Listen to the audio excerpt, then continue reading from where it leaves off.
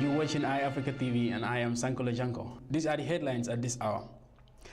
Egypt has joined the list to become the fourth Arab state in 2 days to pull its ambassador from Qatar over its support for Islamists around the region, including deposed Egyptian President Mohamed Morsi.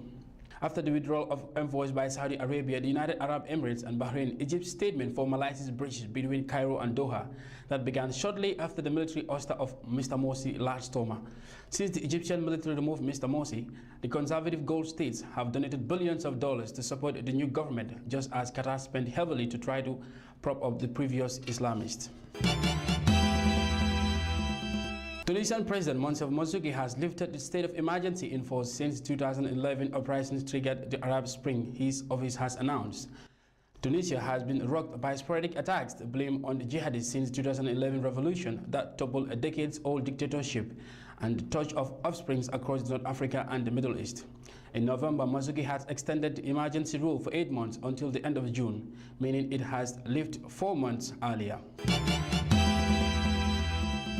Meanwhile, the United Nations High Commissioner for Refugees said most Muslims have been driven out of the western half of conflict-torn Central African Republic, where thousands of civilians risk of being killed right before their eyes. The bleak warning came as the country's foreign minister pleaded with the UN security to urgently approve a UN peacekeeping force to stop the killing. Widespread violence in the former French colony has claimed thousands of lives since Shaleka, a coalition of Muslim northern rebels, seized power a year ago. Attacks intensified in December when anti-black militias drawn from the majority Christian population stepped up reprisals on Muslims. US President Barack Obama has disclosed that a proposed referendum in Crimea to join Russia would violate international laws and said US sanctions were aimed at punishing Moscow for its intervention in Ukraine. A signal to Moscow, Obama announced plans to punish Russians and Ukrainians involved in what he called threatening the sovereignty and the territorial integrity of Ukraine, and those responsible for Moscow's military intervention in Ukraine, including bans on travel to the United States and freezing of their assets.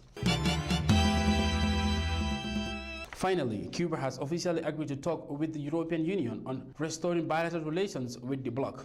Foreign Minister Bruno Rodriguez said Cuba accepted the EU invitation made last month with sanctions. The negotiations are expected to boost trade and investment in the communist-run island, but will be linked to progress on human rights.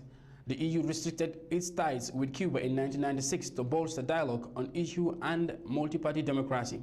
The bloc is already Cuba's second biggest economic partner after Venezuela, and many member states have bilateral agreements with the island. Those are the latest headlines. More on this, log on to iAfrica.tv. I am Sankole Janko.